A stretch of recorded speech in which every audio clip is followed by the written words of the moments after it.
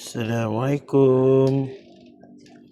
Mami, hari keempat Mami nak duduk dalam beg je, tak nak keluar.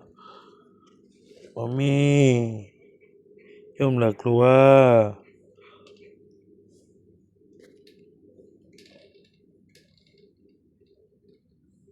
Dia tak nak keluar, nak tidur je. Kenapa merajuk pula ke? Makan pun tak nak, minum pun tak nak.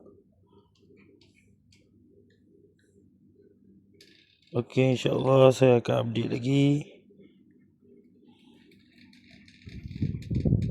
Tapi macam ni lah Mami, duduk dalam beg je, tak nak makan, tak nak minum.